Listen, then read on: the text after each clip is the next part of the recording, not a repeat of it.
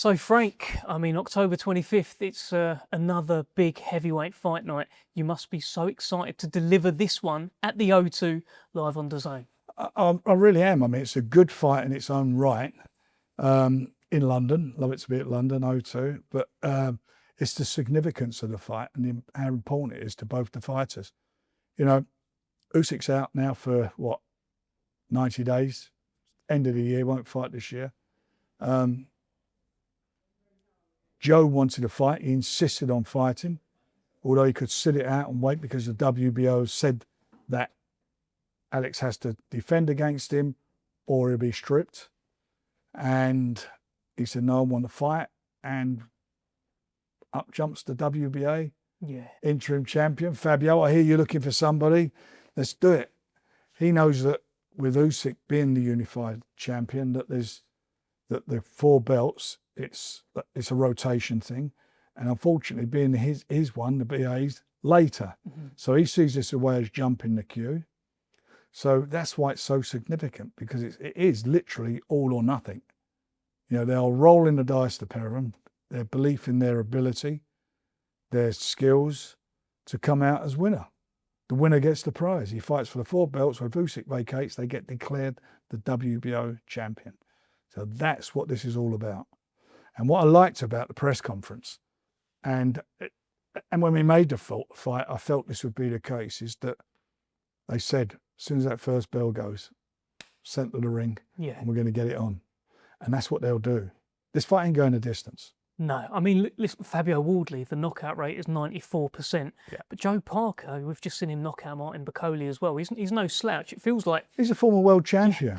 Come on, he's a world champion. He's been in with, world champions himself. He's defended his title. He's done everything. He's been everything at the highest level. Fabio's not been to that level, but he believes he can get there. And for a guy who's had no amateur experience, 19 fights, this will be his 20th. It's a massive step up. It's a massive step up. But you see the self-belief that he's got, and he believes that he can knock him over. Yeah, it's unwavering. Like the fact that you mentioned a word up there. You said shortcut. Fabio wins this. He's got a shortcut essentially to Usyk. But that's been the story of Fabio Wardley. So many fighters go through the amateur system and whatnot. They work their way there. 4 white collar fights. Look at him now. It's incredible. Yeah. And I mean, the knockout ratio, as you say, is the power that he's got. I mean, what he's done with Frazier Clark, that was probably the knockout one. If it weren't knockout of the year, it's certainly in the top 2 or 3. And then you look at with Hooney. I mean, he was well behind in that fight, and he showed you what he's all about. And what he says is so right.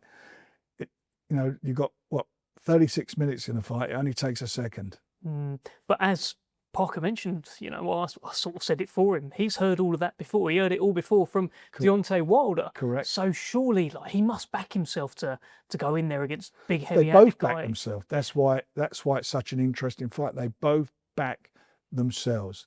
They both have tremendous self-belief.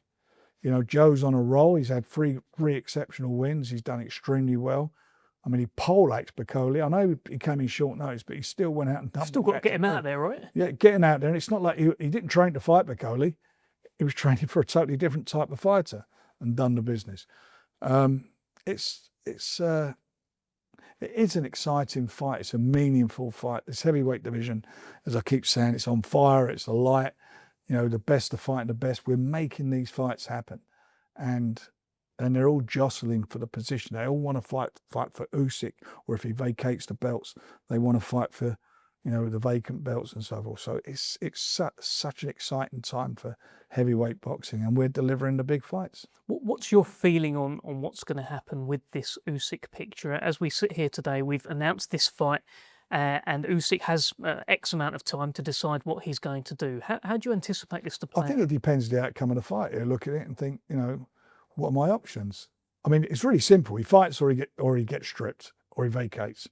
That's these options. That's that's the bottom line of it. So it'd be his choice. But if he does that, then he's got to fight the next guy. And the next guy is with us as well. So it's, he's not going to get out of defending his belts unless he gives them all up or gives up one and chooses to defend one, or whatever he wants to do. But he has to defend his belts. And his hunger looks like it is still there to box. Cool, not much. I mean, listen, it's better he does that than dancing. You weren't a fan of the dancing, were you? No, he was good. Just he shouldn't push the horse when he's dancing. Yeah, I mean, I was quite impressed with some of the moves, but I'll tell you who else I've been impressed with the moves of. Another heavyweight emerging in this whole picture is Moses Itauma, and I think everyone just wants to know what's next, what's going to happen, because every time he takes to the ring, it's guaranteed excitement. He's a very exciting fighter. 20 years of age. He's unbelievable when you look at him. You look at how, capable he is. How, the presence that he's got. He's got such a ring presence. He's got such a good boxing brain. His composure, everything about him is for his age is amazing. And he'll be out in December. He'll be fighting in December, and he'll be fighting somebody in the top 10. How keen are you around this whole rounds thing? There's this idea that Moses needs rounds. You need to get him rounds, otherwise suddenly he has to do rounds and he's not comfortable. It's round 7, round 8, round 9. What is your feeling? Well, it's a two-pronged thing. One, I'm a big believer in get rid of them. You're in the ring, you win it quickly as you can. But like all punchers, all guys who finish, eventually somebody stays there with you. And then you've some other questions that get answered. Yeah, and we've seen it so many times in heavyweight history. Someone who's knocking everyone out, suddenly they can't. It happens not just heavyweights, it happens in all divisions. I remember Nigel Benn when he signed me. I think the first year he had 12 fights, I think. Knocked them all over, knocked them on. Then there's the guy who's going to stay there with you. Be interesting to see who that guy is then on December 13th. I guess you're going to want Moses to do it ASAP though, right? I just want Moses to go in there and do the business. That's what we want. That's what he's signed to us. We've been involved with him since he was 16, and we believe in him, and of course I want him to come through and do the business, and he's a really nice guy. He's not flash, he's not brash, he's very, very got his feet on the floor, and it's great. It's great that he's I love it. I love seeing the young guys do it, coming through and doing it, and what he's done at the moment. He's probably, to be quite honest, out of all the fighters I've been with over the years, at his age, he's probably the best at his age, at this stage. And I hope that continues. Yeah, the trajectory looks tremendous at the moment. Another young guy that you've been with since the start, who has gone on and done it, Daniel Dubois, former world heavyweight champions, just turned 28 now as well. I saw that you had a meeting with him, with Sam Jones. What's going on? What can you tell us about Daniel Dubois and his next move? He's injured.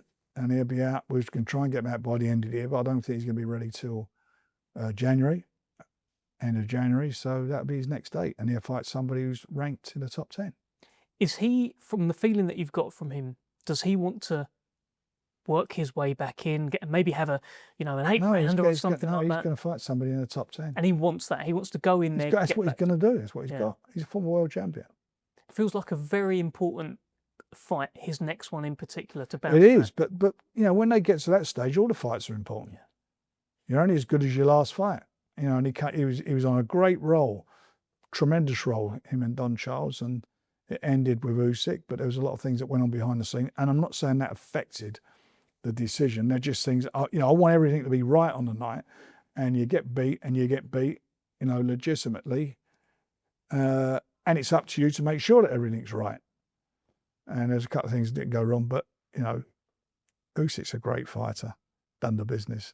Yeah. Done it again, and he's the guy everybody wants to fight now.